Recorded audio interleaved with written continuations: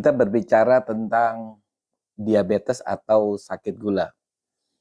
Banyak loh teman-teman kita yang takut menderita sakit gula atau teman-teman kita yang di usia 30 tahunan itu sudah ada yang menderita diabetes. Kemudian mengobati dengan cara persepsi masing-masing. Ada yang berusaha untuk tidak makan makanan yang manis atau makan nasi sekalipun dan menggantinya dengan makanan yang rendah kalori seperti beras merah atau jagung. Nah, kalau rekan-rekan tahu bagaimana terjadinya diabetes atau faktor-faktor apa saja yang membuat gula darah susah dikendalikan, itu banyak beberapa hal ya.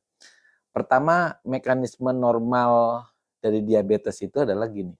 Diabetes itu sebenarnya sih penyakit yang disebabkan karena gangguan daripada metabolisme karbohidrat ya. Jadi secara normal begini, kalau kita makan makanan terutama yang banyak mengandung karbohidrat, ini akan meningkatkan nilai daripada gula darah. Nah, gula darah yang meningkat inilah yang memacu pankreas kita untuk memproduksi insulin yang lebih banyak agar gula darah yang dihasilkan dari makanan itu bisa dimetabolismekan menjadi energi pada semua sel tubuh kita. Oke. Nah, disinilah yang membuat kenapa sehabis makan gula darah kita naik kemudian turun lagi karena ada peranan daripada insulin yang dihasilkan oleh organ pankreas kita. Jadi organ pankreas ini berada tepat di bawah hati di antara usus halus. Nah, di sini sel yang disebut dengan sel beta lah yang menghasilkan insulin yang berguna untuk memetabolisme karbohidrat yang menghasilkan gula darah kemudian dimasukkan ke dalam sel dengan bantuan insulin ini.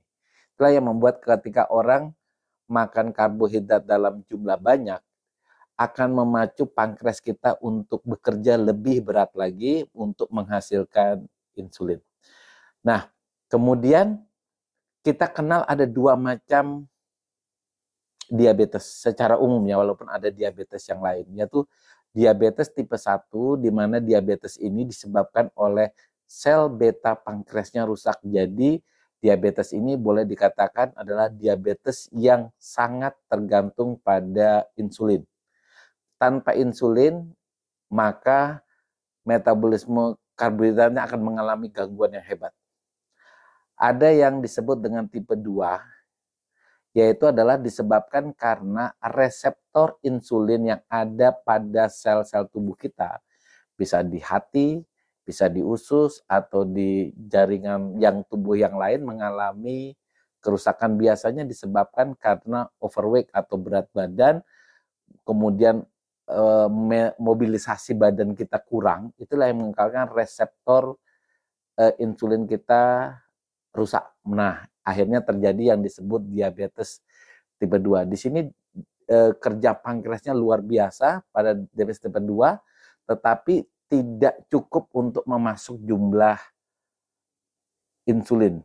Nah, jadi rekan-rekan, faktor-faktor apa saja yang sebenarnya membuat seseorang yang sudah berobat gula itu susah sekali untuk mengendalikan gula darahnya? Sebenarnya faktornya di samping faktor makanan, kemudian mungkin dosis obat atau dosis insulinnya yang tergolong kurang, tapi faktor di luar itu ada. Misalnya faktor stres, faktor infeksi. Ini juga harus dikendalikan agar gula darah kita bisa terkendali. Oke, jadi itulah rekan-rekan bagaimana, mengapa diabetes bisa terjadi dan bagaimana kita bisa mengendalikan gula darah jika kita terkena diabetes. Baik.